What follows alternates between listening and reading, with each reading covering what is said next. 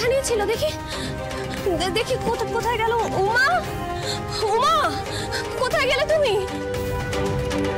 ঠাকুর মশাই, বাচ্চা মেয়েটা কোথায় গেল? তো এখানেই দাঁড়িয়ে ছিল।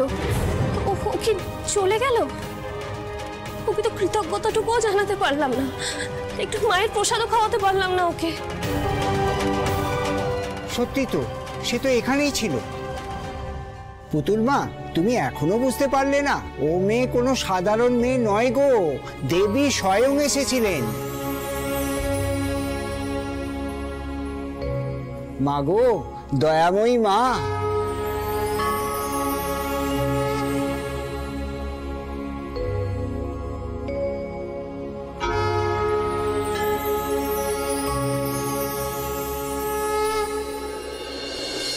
মা গো, তুমি যে শুনছি তা কি সত্যি? তুমি নিজে এসে হাতে করে এই মৃত্যু সঞ্জীবনী আমার হাতে তুলে দিলে। তোমার এত কৃপা মা। উনি নিজেই এসেছিলেন। আসলে ঈশ্বর তো তোর ডাকে সাড়া না দিয়ে থাকতে পারবেন না। তুই তো আগুনের মতো পবিত্র রে মা। দিদি, একটা ক্রিমিনালকে তুমি পবিত্র বলছো? হ্যাঁ, আমি মানছি যে ঠাকুরের কৃপায় তোমরা সবাই এখন জীবিত, বেঁচে গেছো, কিন্তু এ কথাও তো সত্যি যে ওর দেওয়া চরণামৃত খেয়ে সবাই অসুস্থ হয়ে পড়েছিল, জ্ঞান হারিয়েছিল। ডাক্তারবাবু নিজে সাক্ষী। অফিসার, ষড়যন্ত্র আর খুনের চেষ্টার দায়ে আপনি পুতুলকে গ্রেফতার করুন। পুতুল আমাদের চক্রান্ত করে মারতে পারে না, আমাদের বিষ খাওয়াতে পারে না। সেটা তদন্ত না হওয়া অবধি নিশ্চিতভাবে বলা সম্ভব। যখন বিশেষ শিশিটা পুজোর জায়গা থেকেই পাওয়া গেছে, মিসেস রায়চৌধুরী, আপনাকে তো আমাদের সাথে থানায় যেতেই হবে। দাঁড়ান অফিসার, আমি মানছি যে চরণামৃততে বিষ হয়তো মেশানো হয়েছিল। এটা একটা গভীর ষড়যন্ত্র, কিন্তু এই বিষটা যে পুতুলই মিশিয়েছে তার কি কোনো প্রমাণ আপনার কাছে আছে?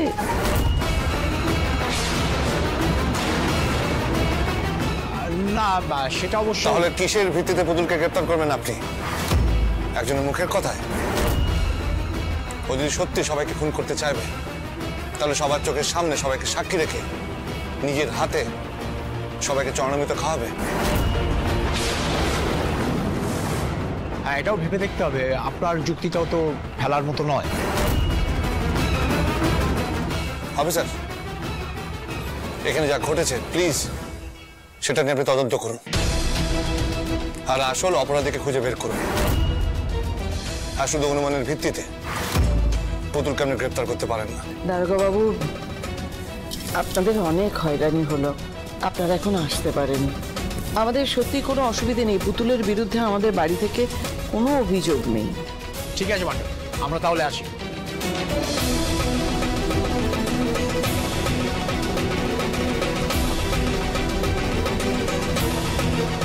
পুতুল মা, আজ তোমার ভক্তির জোরে আমার মায়ের দর্শন হলো। মাঠান ঠিকই বলেছেন, তুমি খুবই পুণ্যবতী।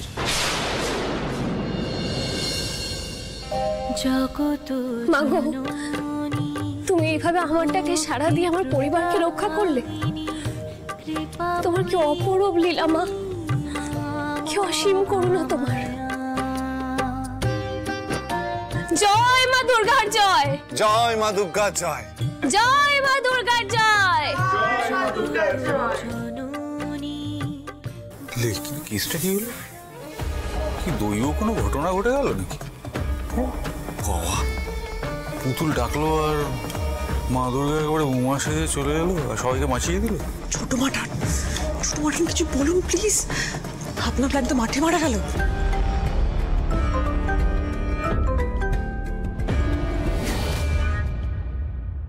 বলো।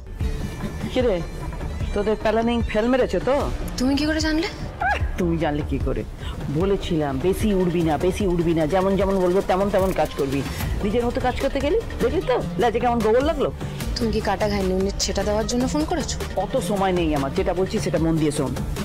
কালকে নবমী, কালকে তুই ময়নাকে নিয়ে আমার ডেরায় আসবি, কথা আছে। এবার ওই পুতুল টিটিপির মরণ ঘন্টাটা আমাকেই নিজের হাতে বাজাতে হবে।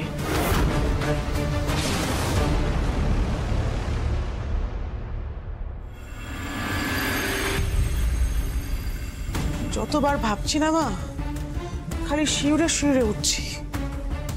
চরণামৃততে বিষ, আমাদের বাড়ি শুদ্ধ সবাইকে মেরে ফেলার চক্রান্ত করা হয়েছিল। না না বৌদি, খালি মেরে ফেলার ব্যাপারটা নিয়ে তোমরা ভাবছো। আসল প্ল্যানটা ছিল আমরা যখন মরে যাব, হ্যাঁ, পুরো দোষটা গিয়ে পড়বে ওই পুতুলের উপর। আমার তো কোনো ভাবলেও গা হাত পা শিরশির করছে গো।